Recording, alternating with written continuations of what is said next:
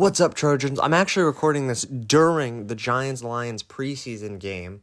It's going pretty good for the Giants so far. The defenses looked great. The offenses looked okay. But, it's preseason. It's like preseason, honestly. It's like the first preseason game. Maybe everyone's not fully settled yet. Yeah, training camps happened, and, training camp was training camp. But now we're at preseason. It's like the first game. I don't know. I'm just not seeing a ton to take from it. I've seen people have the best preseason performances ever and then do nothing in the regular season. It's all whatever. But from what I've seen of the game so far, even though I haven't been able to watch the game because I don't live in the correct area to watch the game, but, it's all good. From what I've seen from the stat sheet of the game so far, Pinnock has really been out there, and DeVito got to throw a touchdown pass. He'll be probably our practice squad QB, if they even keep him on for that. But, yeah, so that was looking pretty good so far. But the other thing I wanted to go over, aside from, a couple good preseason performances, is the depth chart. Giants released an unofficial depth chart, and, there were a couple interesting things. I guess I'll start with the defense, because I was already talking about Pinnock. He's designated as the safety aside from Xavier McKinney. Jason Pinnock will be the starting strong safety for the Giants, in all likelihood at this point. It's not guaranteed. This is an unofficial depth chart, but it really gives some good insight into what the coaching staff is thinking this early into the process. Like, if you see someone at a position you didn't expect them to be at, or, if someone is, like, really high up on it that you didn't think they'd be that high up on it, that's also a really good sign.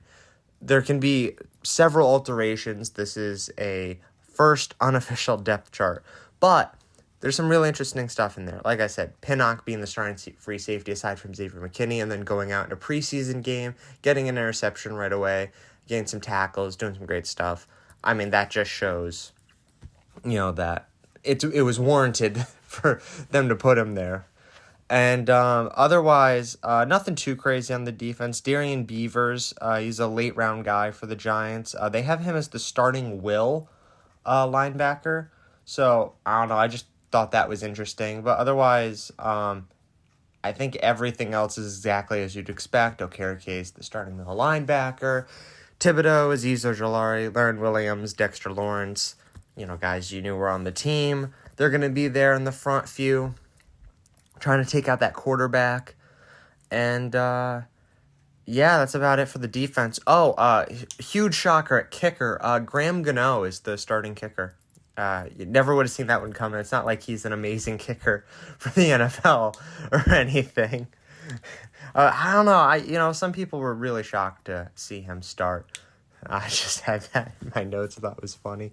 All right, now moving on to the offense. The most interesting thing, in my opinion, because I've been rooting for Sterling Shepard to make the team, and this is actually a really good development for him. They don't have him, so they have like a million guys fighting for a slot receiver role. I know the image like cuts it off here, but Darius Slayton and Sterling Shepard are the only guys listed at their wide receivers spot, which I think is really interesting. I'm assuming that's supposed to be like the outside wide receiver. That's not the number one. That's my guess. I'm not familiar with them being listed vertically like this. But that would be my guess, because there was one interview with Sterling Shepard where they're asking him about playing the outside again, because he's been outside, he's been slot, and so it seemed like they're trying to put him on the outside. So I would assume that's what this is, and this would make sense, him and Slayton taking a spot on the outside. I think that's a great idea. But I view Slayton and Jalen Hyatt, Darius Slayton and Jalen Hyatt, sheesh, saying those names fast is getting to me. I viewed them as playing the same role, but I guess that is not how the coaching staff views it at this point. Isaiah Hodgins being a starting wide receiver makes sense. Give Jalen Hyatt the backup role, see if he, proves himself or anything. He was only a third-round pick, so it's all good. I mean, they trade up to get him, but still, it was in the third round, so, it wasn't anything too crazy. They have Paris Campbell starting. That makes sense. They gave him some decent money to play wide receiver. Cole Beasley, former slot receiver for the Cowboys and Bills, was also just behind Campbell for that role of wide receiver. I thought that was interesting because the Giants have a lot of wide receivers in the mix for different things. There's no one that's like, wow, that guy's going to be, amazing, at least 1,000 yards this season, like you'd expect from a guy like Odell when he was a Giant. But a lot of guys are going to be competing, and that's why training camp and preseason is really important for the Giants, for these guys to be out here competing for their starting or even backup wide receiver roles. And, it's going to be interesting as preseason goes on.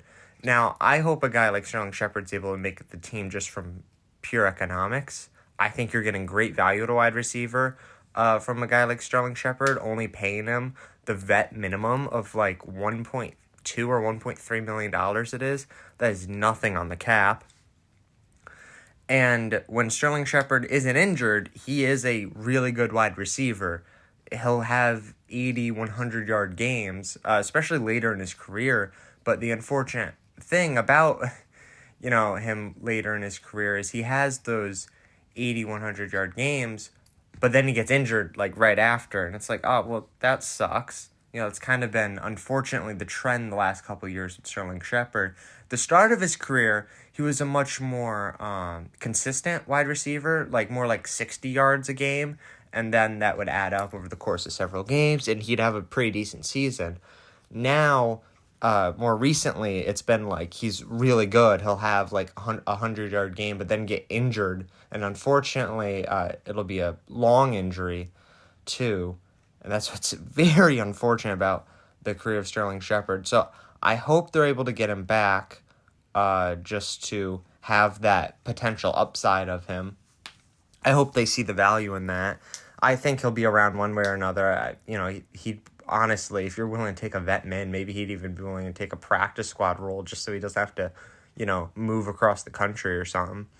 But him and Slayton going for one wide receiver spot is a really good sign that they view him as a backup, and that's honestly what I expected the role they would give him to be. Isaiah Hodgins, Paris Campbell, makes sense.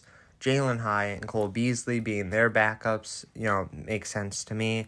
Otherwise, I think the offensive line is looking exactly like you'd expect.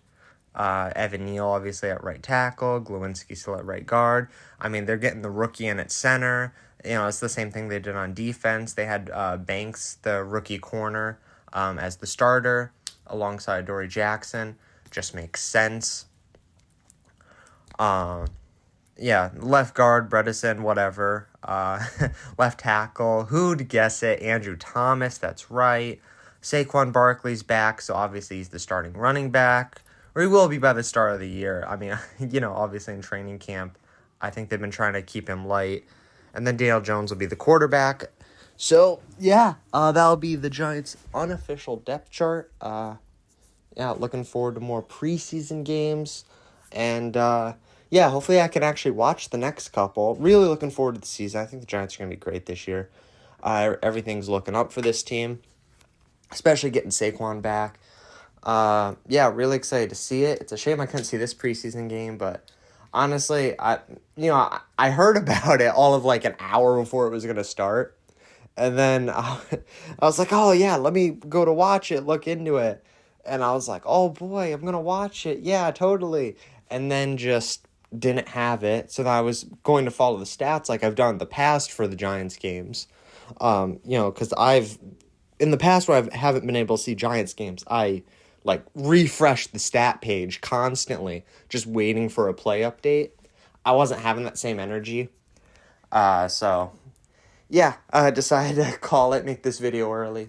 Looking forward to the actual games this season, and maybe a preseason game if they announce a starter is going to play or something.